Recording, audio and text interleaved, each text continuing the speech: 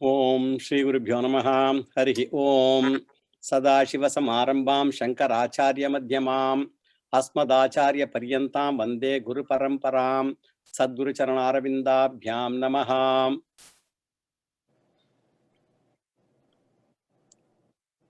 Today we will go to Shankaracharya's introduction to Brahma Sutras, popularly known as Adhyasa Bhashyam. We said Brahma Sutra is a Nyaya Prasthana, which uses Nyaya or reasoning to establish the teaching of the Upanishads. And Nyaya can be translated as Yukti or Tarka, and technically as Anumanam or inference. Therefore, Brahma Sutra uses the method of Anumana or inference to bring out the teachings. Now, let us see what is Anumana. Anumana is based on Pratyaksha or perception. Without perceptual data, inference will be only an imagination and will not be valid. For example, the scientists cannot know the age of moon perceptually, and therefore they collect perceptual data from moon, studies them, and then infers parameters like age of moon and all that. For any inference to be valid, the Tarkikas, they use 5 factors. Namely, the number 1 is the proposition. This is called the pratigna or promise. And second one is the ground. Ground means the hetu. And third is the illustration. Illustration is like udharana, drishtanta. And 4 is application, call it upanaya. And 5 is conclusion, called nigamana. These are what the Tarkikas use. And Vedantins borrow it from them, and we slightly modify it to have it as 4 factors only, namely Pakshaha, Sadhyam, Hetuhu, and Drishtanta. So the example generally taken in Shastra is inference of fire on the mountain by seeing the smoke. Put technically, it is Anumana Vakyam. Here, the Anumana Vakyam is Parvataha Agniman Dhumavatvat Yatha Mahanase. This we should remember because throughout Brahma Sutra, we are going to use this. Here, Parvataha means mountain. Mountain is Pakshaha. And 2, Agniman is mountain. Mountain has fire. Agniman, that is the Sadhyam. And Dhumavat, it is smoky. The mountain is smoky. It is called Hetuhu. So, Yatha Mahanase as the kitchen seen in olden days. So, with this example, we will see all 4 factors properly now. The mountain is said to be Pakshaha because it is the locus of discussion. Fire is where? In the mountain. So, locus of discussion is not fire, but mountain. And why there is discussion? Because there is a dispute whether mountain is fiery, with fire or without. So, locus of dispute is mountain and not the fire, and topic of discussion is fire. And in this example, mountain is perceptible. It's known. We can see it. Only it is fiery or not is disputed because the fieriness of the mountain is not perceptible. We are seeing only the smoke. Since it is not perceptible, we need the inferential method of proving, because perceptual method is of no use here. Therefore, we conclude mountain is fiery. Therefore, mountain is Pakshaha, which is visible. The conclusion, the fieriness, is invisible. Therefore, Paksha will be partially visible and partly not. We are proving the invisible part, the fieriness part only. Mountain part is visible. So, the Dharmi is visible. Mountain part is Dharmi, is called Dharmi, and Dharma is not visible. Mountain is visible. Its feature, Dharma, the fieriness, is invisible. Therefore, inference. We have to infer that. Now let us come to the second part, namely the sadhyam. Sadhyam is the conclusion, which is fiery, the fieriness. That mountain has fire is the conclusion. And this conclusion is perceptually available or not? If so, we don't need inference at all, if it is perceptually available. Fieriness is not perceptually provable. Sadhyam is always apratyaksha. Apratyaksha means not pratyaksham. Pakshaha is always pratyaksham. Pakshaha, locus, mountain is pratyaksham, known. And this is the second part. And then the third part, that is sadhyam. Third part is hetuhu. Hetuhu is dhumavatvat. The mountain is smoky. We should not say smoke is the reason. In Tarka, we make fine distinctions. We can't say smoke is hetu, the reason, because if smoke is elsewhere, we cannot say mountain has fire. Smoke has to be in the mountain. Therefore, smokiness of the mountain is hetu, not just the smoke. And what is the sadhyam? Not fire, but fieriness of the mountain is sadhyam. So, pakshaha is pratyaksha, sadhyam is apratyaksha, hetu is pratyaksha, it is visible, and finally, drishtanta, the example. Here example we gave is kitchen. Kitchen is pakashala. We can give yagashala also, where smoke and fire will be together. So fire invariably coexists with smoke. We should know that example. We don't say smoke invariably coexists with fire, because we cannot say the otherwise, because today, in today's stove, we don't have any smoke, but there is fire in modern kitchen. We are telling about old time kitchens.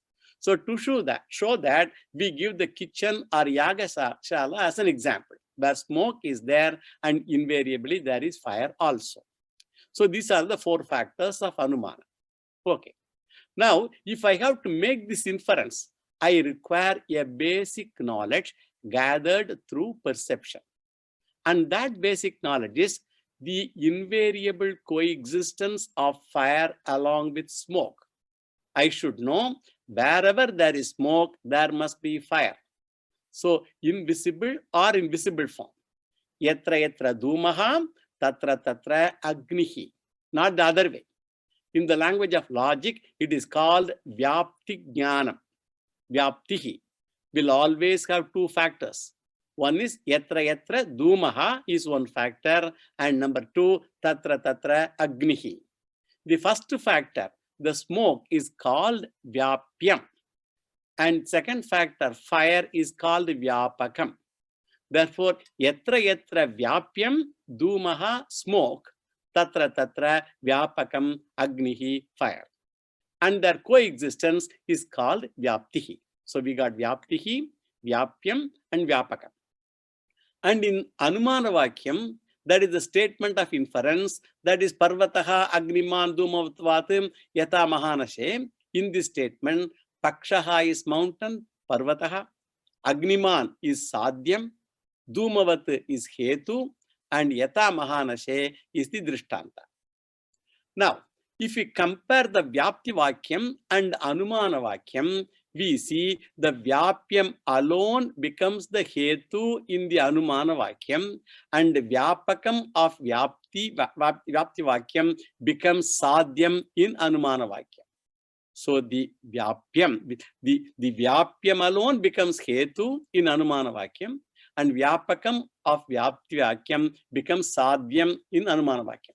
That means we can put the Vyapti Vakyam in two different ways. First, what is Vyapti Vakyam? Yatra yatra dhumavat tatra tatra agni. So, dhumaha. So, first we said yatra yatra vyapyam tatra vyapakam. Now we can represent it as yatra yatra hetuhum tatra tatra sadhyam. So, we have put all that thing and then come to this conclusion. Only when this is proved, Anumana Vakyam is valid. Only if the Vyapti Vakyam is valid, then only Anumana Vakyam will be valid. And how to validate the Anumana Vakyam? Yatra yatra dhumaha tatra tatra agnihi. It is only by perception. For example, study of kitchen, yagashala and all that. Then I use the Vyapti Vakyam to validate the Anumana Vakyam. Whenever Vyapti Vakyam is disproved, Anumanam is also disproved. That is the logic used. Not only by many Shastras, in fact, the entire scientific process of investigation is this method alone. For example, moon rock example. You bring a moon rock, you study that, and then try to arrive at conclusions regarding age of the moon and all that. Therefore, we conclude that inference is based on observed data. One important point to notice, we collect data through observation regarding anything and arriving at the conclusion. Here, the conclusion we arrive at will be only about that object from where the data has been collected. For example, if I collect data from moon, then conclusion will deal with moon only and not on Earth or Mars. Technically, if you want to say that, data and conclusion will deal with same object alone. Therefore, Hetu and Sadhyam will belong to the same Paksha.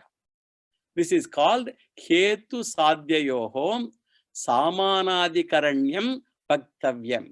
All these things, we are going to use these terms in Brahma Sutra, Samanadikaranyam, all that. Once this is understood, we will derive a very important fact from this. Now, science collects data from the observed universe. Now, all this data, right from a cell or atom or moon or from Atma or Anatma, we know Atma is Ashabdam, Asparsham, Arupam, Avyayam, Tatarasam, Nityam, Agandavati. All that we know, Atma being unobservable, all observed data deal with only Anatma. Therefore, if scientific reasoning is used, a scientific conclusion will be about Anatma only, because Hetu Sadhyayoho Samanadikaranya Niyamat, we just now said. Therefore, Sadhyam should deal with only that Paksha about which we have collected Hetu or data. Therefore, all scientific reasoning is called Laukika Anumanam, since it is based on the data collected from the external world based on perception or pratyaksha. Therefore, all Laukika Anumanam will deal with Atma or Anatma, Anatma Vidya, or it is Atma Vidya, Anatma Vidya, or Apara Vidya only, because Laukika Anumanam or scientific method of reasoning has no access to Atma Vidya. That is why in Kathopanishad we say, Naisha Tarkena Matira Paneya.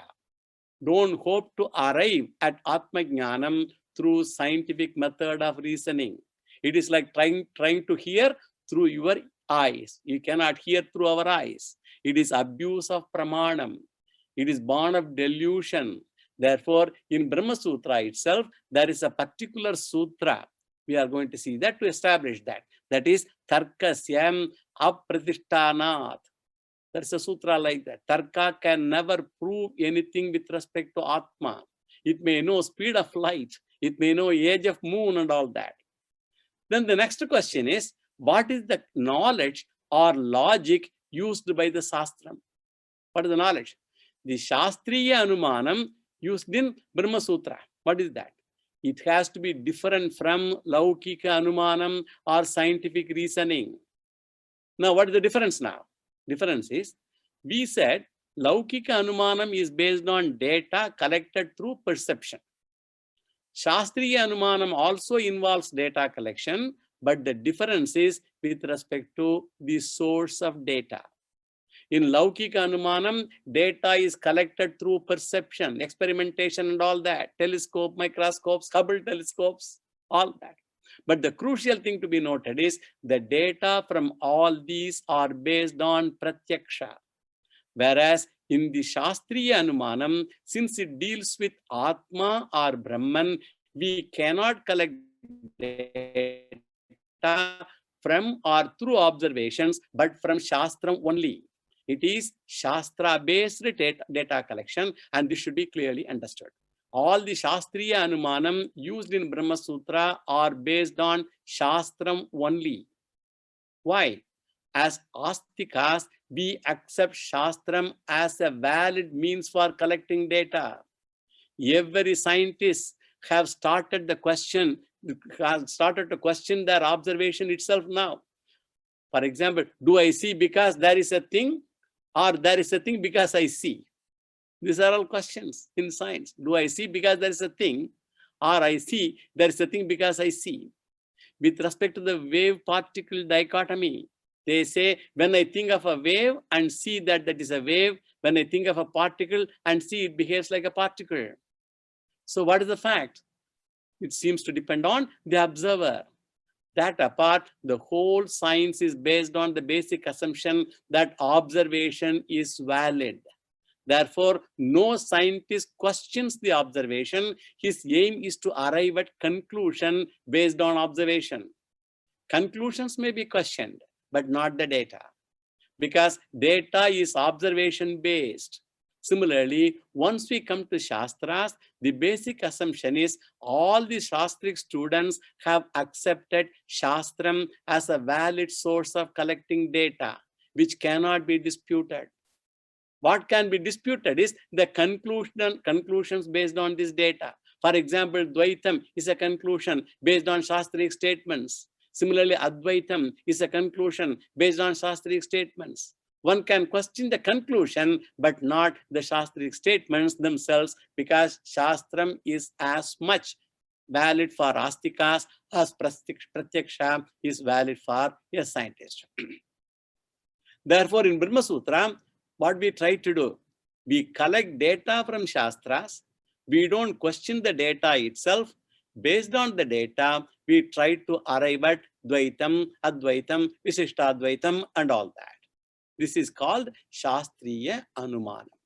Here the Hetu is based on Shastra. Data is based on Shastra. In science, reasoning will be based on observation. In Shastric Anumanam, the Hetu's reasoning will be based on Shastras. Therefore, for Shastriya Anumanam, basic condition is the student must be an Astika. He should be an Astika. If a Nastika comes who does not accept the validity of Shastric statement, then the entire Brahma Sutra is of no use to scientific, rational Nastika. Let us not be over-enthusiastic, thinking after Brahma Sutra study, one can argue with the Nastika and establish Vedanta. No. It is a fond hope, but it will not work, because they will ask for data based on perception, whereas we base conclusions based on data collected from Shruti, Shastra. Therefore, Vedanta will be useful only for an Astika and not a thinking Nastika, questioning Nastika. Now, the next question is, does it mean Laukika Anumanam is not there in Brahma Sutras? That is, perception or science-based reasoning is there in Brahma Sutra or not? We say it is there, but it has a different application. The scientific or Laukika Anumana used in Brahma Sutra is never for establishing Vedanta. Why? The reason is Laukika Anumanam deals with Anatma. Vedanta deals with Atma.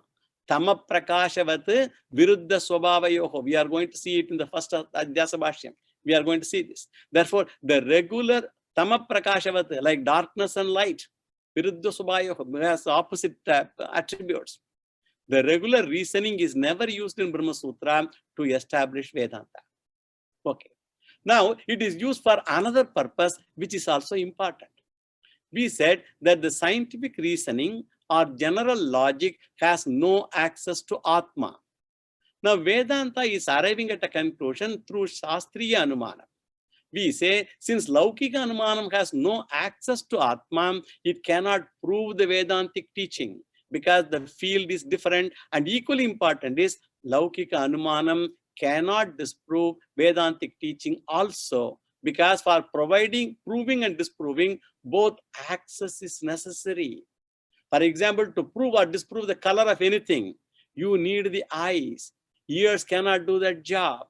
Logic, scientific reasoning cannot disprove Vedanta also. But what happened? Some other philosophers used Laukika Anumana to disprove Vedanta. That means they used Laukika Anumana wrongly. In other words, there is some fallacy in their inference. Therefore, Vedantin uses Laukika Anumana or scientific reasoning itself to show their fallacy. Because you cannot use Shastra to show them, because they don't believe in Shastras. This is how Laukika Anumana is used in Vedanta, not to prove Vedanta is logical, but to prove that Vedanta is not illogical also. So they use Laukika Anumana there. So this is done very efficiently in the second chapter of Brahma Sutra. The first chapter is based on Shastriya Anumanam, scriptural data-based conclusions. This is one use of Laukika Anumanam. Then there is a second use also. Certain Nastika philosophers, they do not have Shastriya Anumanam because they don't accept Shastram. They know only Laukika Anumanam, data-based, perceptual data-based, pratyaksha data-based. Based on that, they try to arrive at the truth of Atma Swarupam or the truth of the world. And we Vedantins want to establish that using Laukika Anumanam, one can never arrive at the truth. So we use Laukika to disprove all their conclusions. Buddhists, the Jainism and all that. And we say that Laukika Anumanam has no role to play in the field of truth. Yatnena anumitaha api artaha kushalaihi anumatrubihi abhiyuktataraihi anyaihi anyata eva upapadyate. Yatnena anumitaha artaha. Suppose one logician, taking lot of pain, he establishes something logically.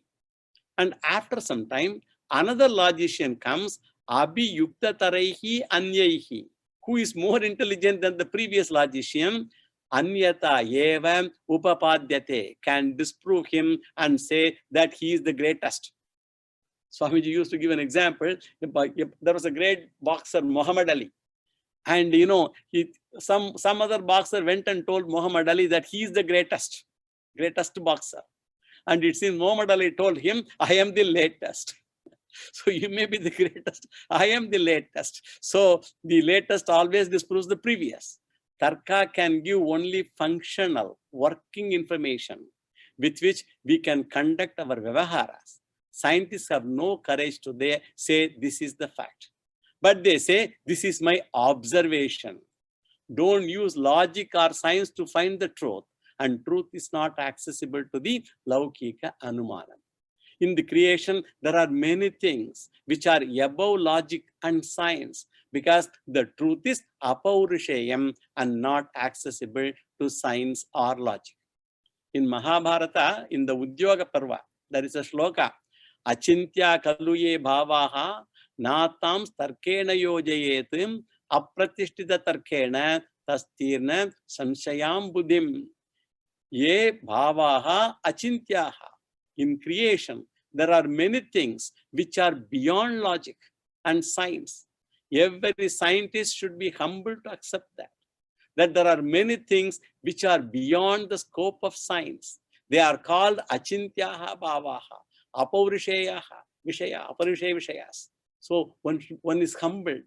And with respect to those things, natham tarkena yojayet. Do not apply logic at all. By using logic, what happens? Apratishtita tarkena tastirnam samshayam buddhim. One can never cross the ocean of doubts, samshaya. By using perpetual data, perceptual data, a confused one becomes more confounded only. Acharya dismisses all four types of Buddhism, Jaina theory, all of them without bringing Shastram, but just by using logic only. So our conclusions are all based on Shastras. Therefore, what are the two purposes of Laukika Anumana? One is to establish that Vedanta is not illogical. And number two, to establish that all Nastika systems are illogical. So we are not illogical, all Nastika systems are illogical. That is the proof Acharya wants to give. But majority we use is Shastriya Anumanam, Vedantic conclusion. So this point should be understood very clearly. Unless a person believes in Shastras, Brahma Sutra will be of no use to him. Now we'll go to the introduction given by Shankaracharya to Brahma Sutra. This is the famous Bhashyam called Adhyasa Bhashyam of Shankaracharya. This is the introduction to Brahma Sutra. And Adhyasa means an error or mistake. And in this Bhashyam, Adhyasa Bhashyam, Acharya establishes that the whole samsara one suffers is because of an error or mistake only. Very important. Because once Acharya proves that samsara is because of an error, then he can easily say samsara nivritti is error nivritti or adhyasa nivritti, will lead to samsara, will lead to relief from the error. So once error vanishes, the error caused problems also vanish. And now the question is, why is there an error? How does the error or mistake come from? Any error is because of ignorance, ajnana. Thus, ajnanam causes adhyasa, and adhyasa causes samsara. This is the essence of adhyasa bhashya. Simple, very simply put. Khatsa is equal to is. This is what the greatest quantum mechanics expert used to write, P.M. Dirac. Therefore, if samsara is to go, adhyasa should go, and if adhyasa should go, ajnanam should go, and for ajnanam to go, jnanam has to come. Simple equation or evolution. Therefore, jnanena eva mokshaha, karmana na mokshaha, bhaktya na mokshaha, upasanaya na mokshaha, yogena na mokshaha. So, na yogena na sankhena na karmana no na vidyayam, brahmatmaikyatva bodhena vina mokshaha na siddhyati. One may do any other thing, one cannot gain moksha. They prepare one to gain jnanam only, and it will not take one to moksha. Ignorance, all other things, they will prepare a person, but not directly to moksha. Ignorance-based samsara will go only through knowledge. Therefore, na anyaha panta ayanaya vidyate. Jnanat eva tu kaivalyam. Gadasuna gatasuncham na anushochantim panditaha. All those famous statements. Brahma Sutra starts with Atato Brahma Jignasa. This is the first sutra. Atato Brahma Jignasa. Means what? Therefore, desire to know Brahman. This is the essence of Adhyasa Bhashya. Now we will go to the details. For conveying this topic of Adhyasa, we take the well-known example of the rope and snake. We find this example in Mandukya Karika of Gaudapada Acharya itself in Vaitatya Prakarana. We already saw all that thing at that time. Anischita yatha rajjuhum andakare vikalpitam sarpadharadibir bhavaihim tatvadatma vikalpitaha.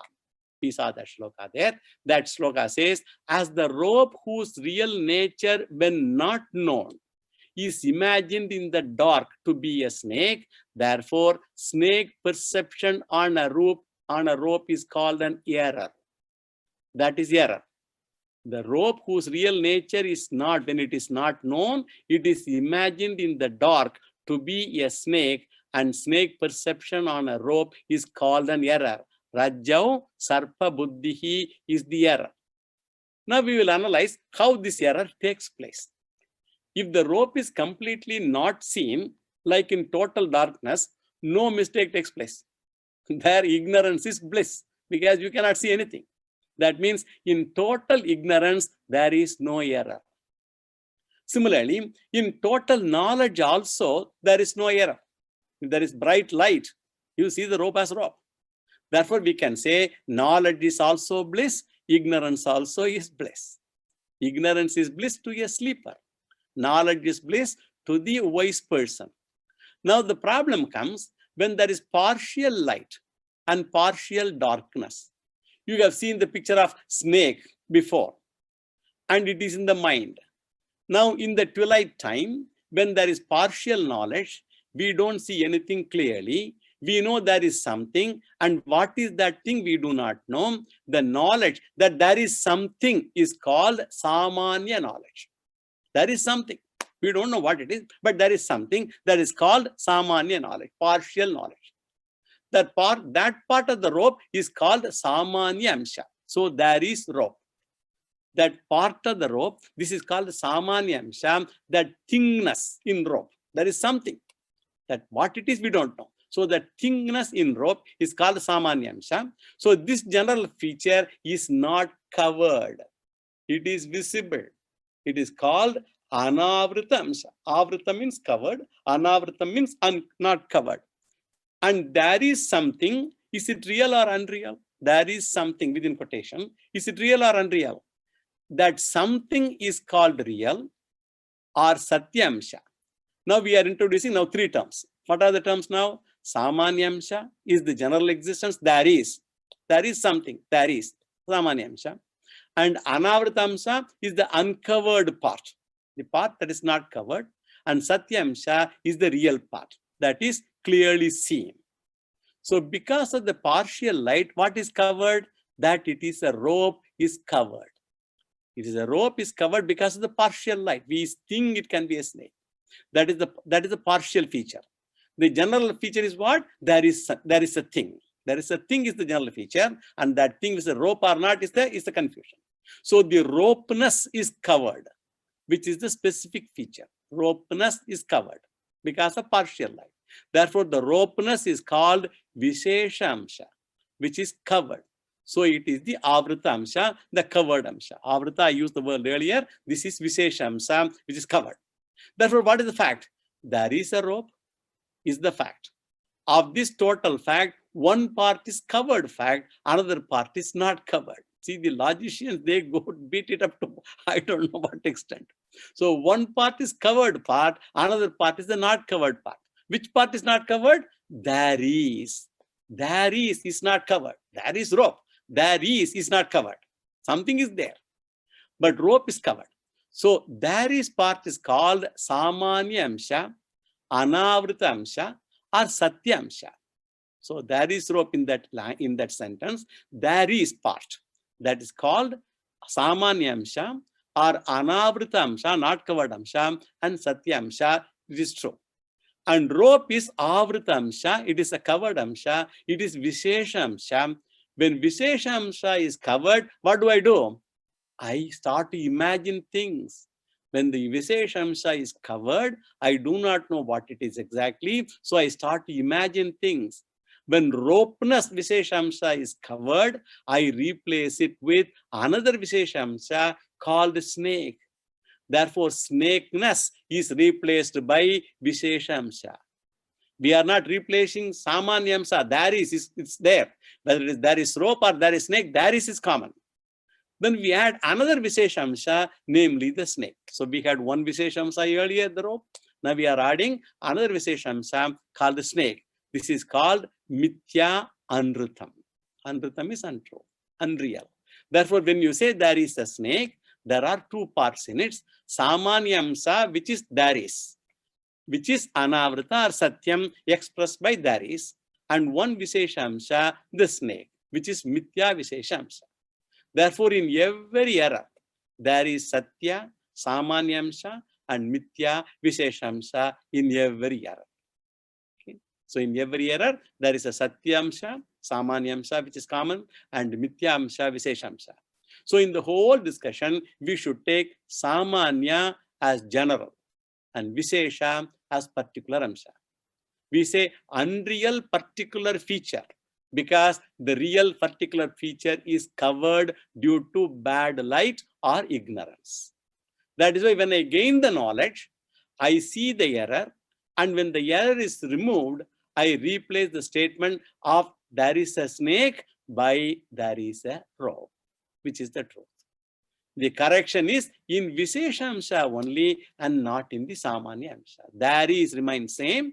Visheshamsha of rope goes away, rope comes in reality. So Samanya is Satyam, Anavritam, uncovered. Correction take place in what? Not in the Samanya Amsha, only in the Vishesha aspect. Instead of saying snake, I say it is rope. And when this correction takes place in the Vishesha Amsha, what happens? The fear caused by snake is gone. In the same way, when a person says, I am samsari, Shankaracharya says, here also there is Samanyamsha, Satyamsha, Anamritamsha also here. What is that? I am. I am part of it, Samanyamsha. Chit, the consciousness, being, the Sat. I am is real. There is no covering in that. It is self-evident and ever evident. and Jnana Swarupaha, this I am, the amness, you are, the orness, it is, the isness. That is the ever-evident Satyamsa. What is the problem? There is a Visheshamsa called Samsari, which is unreal like our snake. This unreal Visheshamsa has come because of the covering of the real Visheshamsa replaced by an unreal Visheshamsa. Therefore, the covering belongs to Visheshamsa only. The replacement also belongs to Visheshamsa only. Samanya Amsa remains intact. I am remain intact. And what is real Visheshamsa that is covered? Yes, Samsari, Asamsari, Brahma or Ananda. That is what is Ananda Amsha, Anantatva Amsha, or Purnatva Amsha, Brahmatva Amsha, or Asamsaritva Amsha. All these are all synonyms. That is a Visheshamsa that is covered by what? Ignorance. Then in that place, I become a Purna. Because of that, I become a Samsari and all that. They all have come. Aham Samsari is an error. That is the cause of the entire problem. Therefore, what I require, you need not change the Samanya Amsha I am. You have to only remove the Visheshamsa of Samsaritvam by using the Vedanta Upadesha torchlight and gaining the right knowledge to know the real truth. Guru is having that Tattvamasi button of the Upadesha torchlight, and then Purnatvamsha becomes evident. Aham Brahmasmi Jnanam comes, and it eliminates the Visheshamsa or Samsari Amsa that goes away. Aham Asmi is common. I am. Aham Asmi is common for both error and knowledge. I am Samsari or I am Jnani. There only Visheshamsa only there is difference. The change is only in the Visheshamsa alone.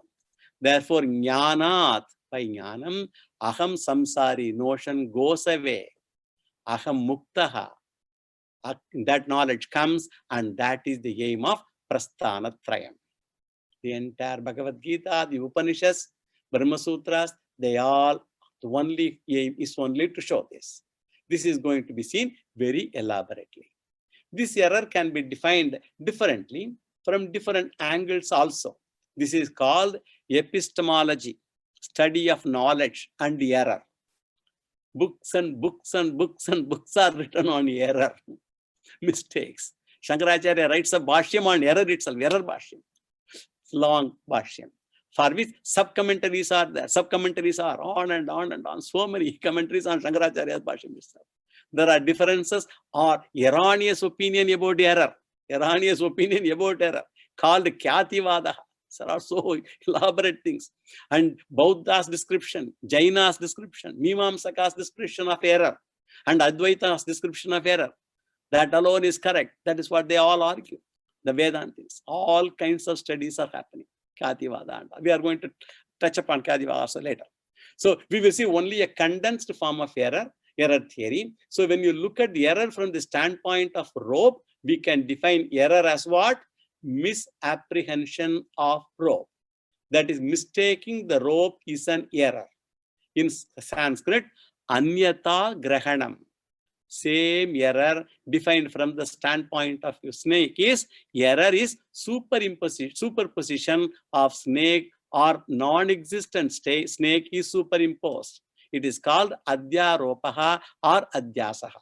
So one is called Anyata Grahanam. In place of rope, we thought it is snake. That is from the standpoint of rope.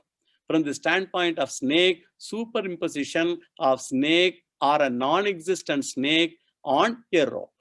It is called Adhyaropa or Adhyasaha. So first definition is Anyata Grahanam, mistake from standpoint of rope. Second definition is from the standpoint of snake, superimposition, Adhyasa. And there's a third definition also, which is a combination, mixing up of a real rope and unreal snake. That's the third possibility. So when you say there is a snake, there is refers to the rope. the real part, and Samanyamsam and the Visheshamsa is unreal in the form of snake. So when we say there is snake, it is mixing up of real Samanyamsa, Satyam, and unreal Visheshamsa, snake. Therefore, what is error now? Mixing up of Satyam and Asatyam or Anritam. So Satyanrita Mithuni Karanam. We are going to see all these words in the Bhashyam. Satyanrita Mithuni Karanam. That is error. Shankaracharya has used this expression. The aim of Brahma Sutra is to untie Satya Anrita knots. All these knots.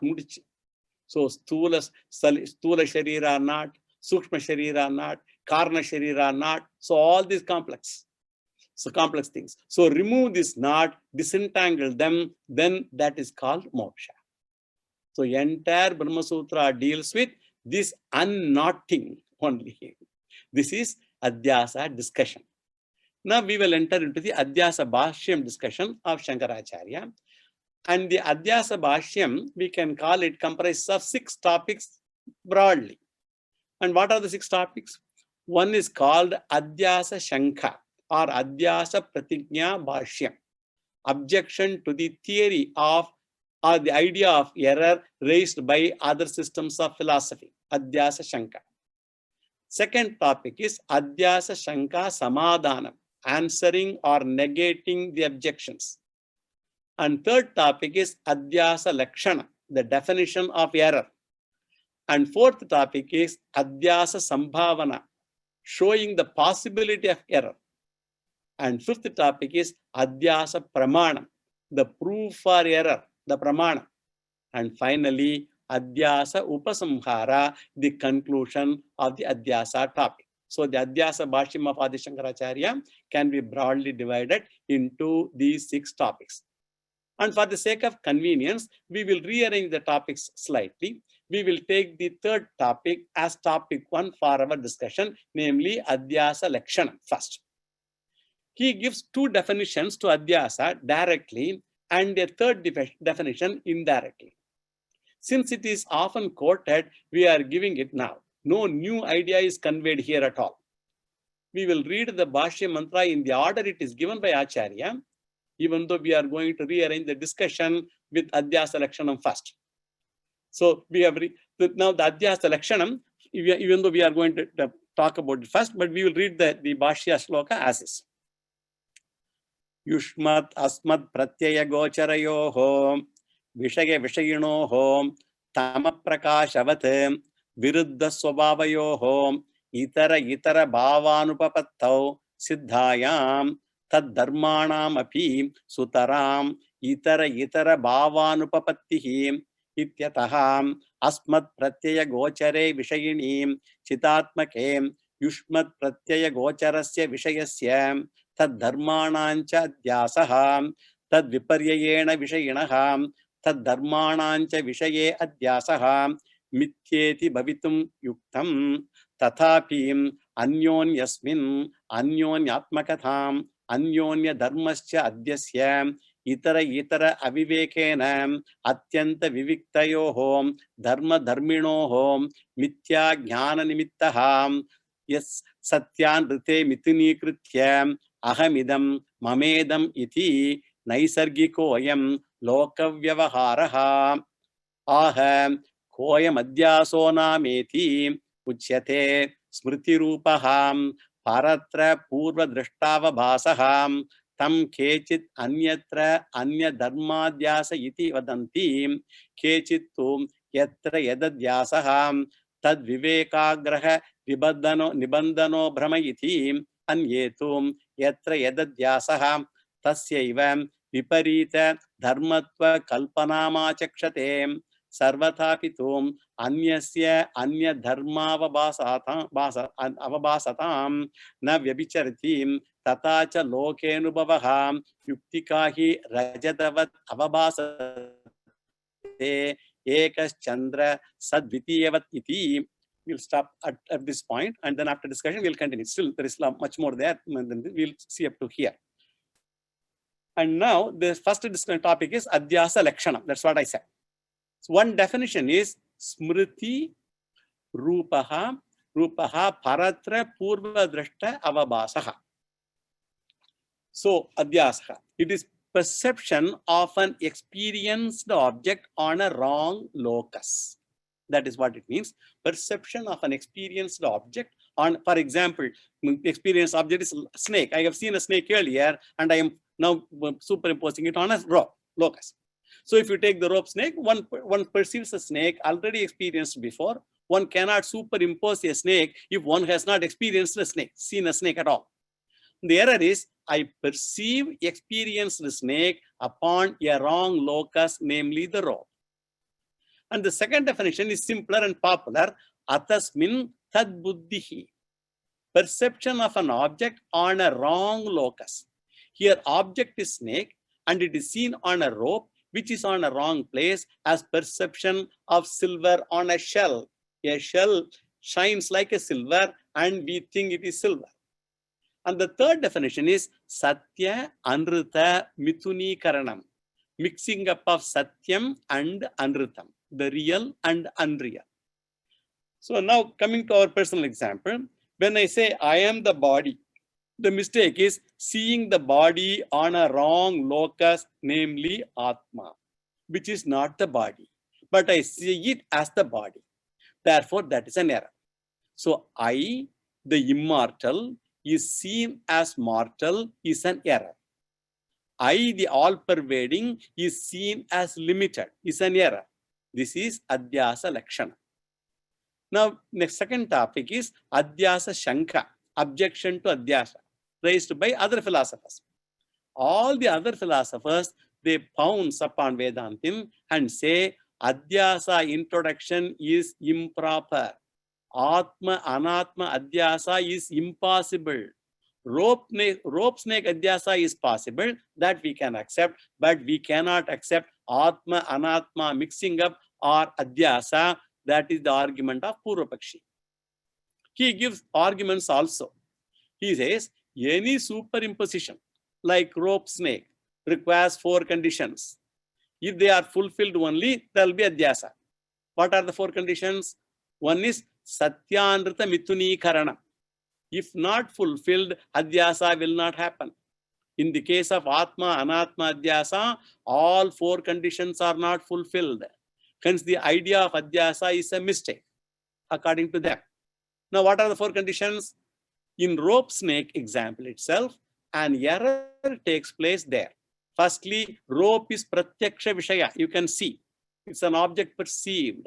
Therefore, first condition is Pratyaksha Vishayatvam. It should be a Pratyaksha Vishaya. Atma is not. Rope has to be there, and also it should be within the range of perception also. And secondly, rope should not be completely known, and one should be ignorant of the fact that it is a rope. So, Ajñatatvam should be there. I should not know it is a rope. That is the second condition. And third condition is Sadrishyam, similarity between what is superimposed and what is in front. I mistake a rope as a snake that is similar to the rope. I don't mistake a rope to a pumpkin. There is no similarity. So similarity is one. Similarly, a shell is mistaken as silver because shell and silver are similar. They both shine. There is shell, silver confusion. So it is Palapalyam. Palapalyam means palapala, you know, that kind of, it is shining. Palapalyam vartate. And the fourth condition is false snake is superimposed because I have that vasana. I have seen one. It is in my mind. I have experienced the real snake before. So it is Purva Anubhava Janya Samskaraha. So the 4 conditions are what? Pratyaksha Vishayatvam, Ajñatatvam, Sadrishyam, Samskara. So if these 4 are there, superimposition or Adhyasa can happen. In the case of Atma, Anatma Vishaya, what happens? None of these conditions are fulfilled. Therefore, we cannot accept your Adhyasa story. That's what all other philosophers, Purvapakshis, they all say to the Vedanta. Now we have to look at each condition. Number 1, Pratyaksha Vishayatva. Rope is clearly perceived as object in front to commit a mistake, because it is clearly seen. But Atma is Apratyakshaha. It is Avishayaha. You cannot see it. So this condition is not met there. Second, ajnatatvam, ignorance with respect to rope is there. Therefore, mistake is possible. But in case of Atma, what happens? You, Vedant in yourself, you accept Atma is Swayam Prakashaha, Nitya Chaitanya Swarupaha. It is self-evident, self-evident, ever evident. So how can there be ignorance with respect to self-evident or Swayam Prakasha Atma? Sa Nityopalabdaha Swarupaha. Atrayam Purushaha Swayam Jyotir Bhavati. In Brihadaranya we saw this. So Ajnatatvam condition is not fulfilled. So there is no superimposition. And the third condition is Sadrishyam, similarity. Rope is not seen as a pumpkin.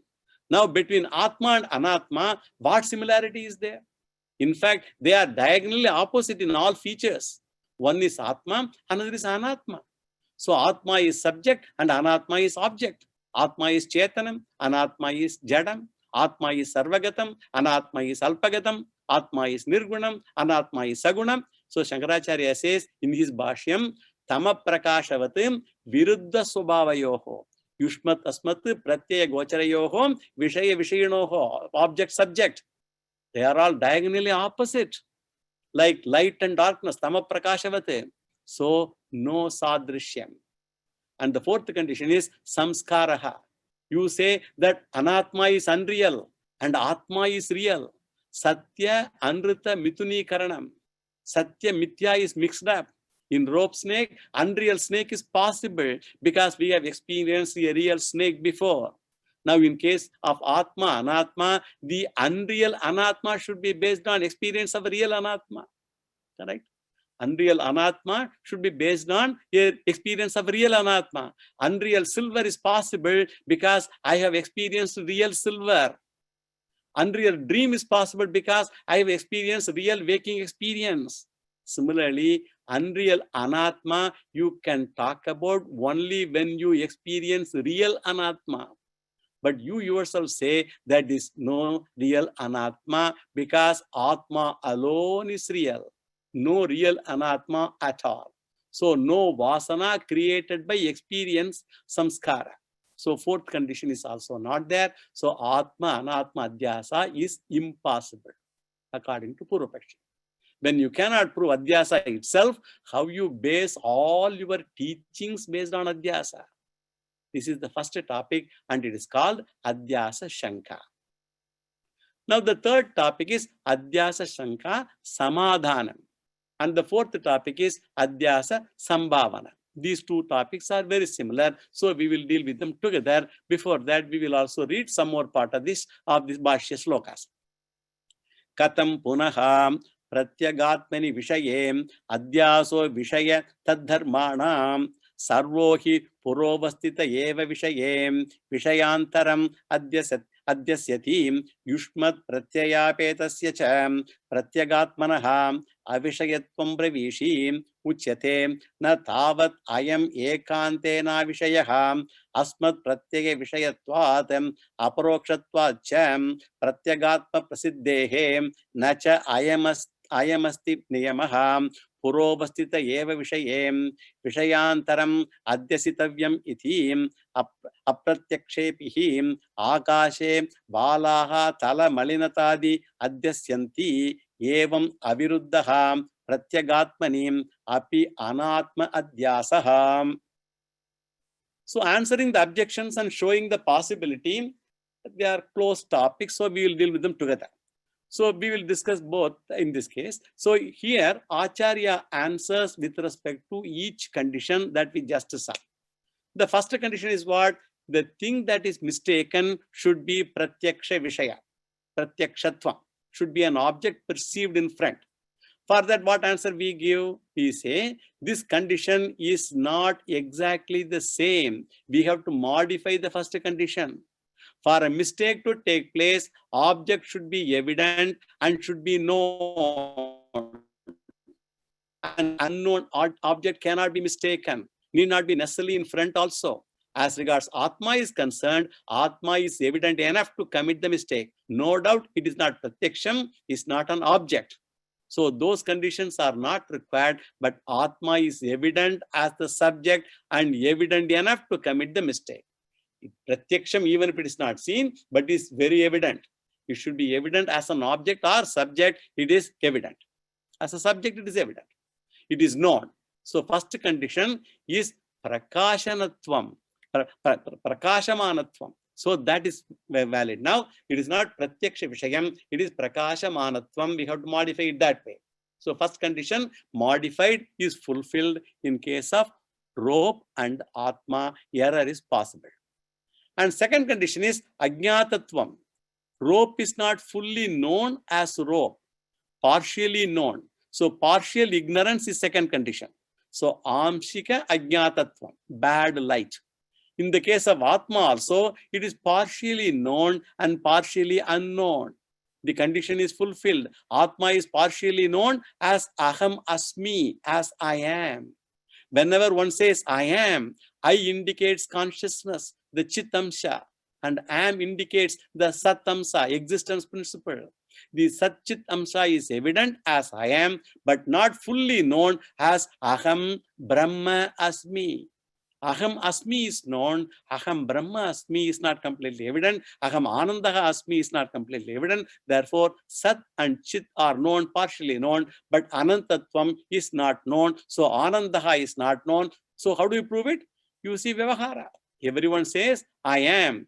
And then they had the biodata. Everybody, if you ask, who are you? Say, I am so and so. So I am, everybody says common, but so and so is what is added. So Vishwam Pashyati Karya Karanatayam Swaswami Sambandataha Sishya Acharyataya Tataiva Pitriputra Dhyatmana Abedataha Swapne Jagradiva Yayesha Purushaham Maya Paribhramitaha Tasmai Sri Guru Murtaye Namayidam Sri Dakshina Murtaye. Every jiva says, Aham jivaha asmi, parichinnaha asmi, from which it is clear there is self-ignorance. I am samsari, that's ignorance of because I am not a jnani. If it is not there, Upanishad need not teach self-knowledge at all. If everybody is a jnani, why should Upanishad teach it? In the Chandogya Upanishad, there is a statement, Atmavit Shokam Tarati. We saw that. Knower of the self, Atma crosses over sorrow. So it is clear that samsari does not have the self-knowledge.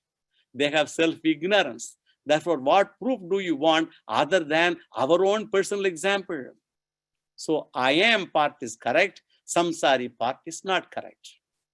Therefore, second condition of partial knowledge and partial ignorance is met. And the third condition is what? Sadrishyam. Similarity should be there between the adhishtanam rope and superimposed object, namely snake. So, adhishtana aropayohom adhyastaham sadrishyam. For that, what is our answer? Similarity is a general condition, but there are exceptions to that. For example, Ishvara, the Lord, both is the intelligent cause and material cause of the world. But generally, in creation, we see both the causes are different. For example, if you take this desk, the creation, the desk is the intelligent cause is the carpenter who made the desk. And the material cause is wood. But there are exceptions also, as in the case of a spider. The material cause and the instrumental cause are both the spider only. Similarly, we say Sadrishyam is also a general condition, but there are exceptions where Adhyasa is possible without similarity. And Atma, Anatma Adhyasa comes under this exceptional condition. And therefore, the third rule is also not required. This is the first answer to the Purva Pakshi. It is only a temporary answer. Then we have the second, the real answer that we should know that fully, which we will see in the next class. No Vedado Swara Prokto Vedante Cha Pratishtitaha Tasya Prakritilinasya Parasamaheshwaraha Sri Krishna Arpanamastu.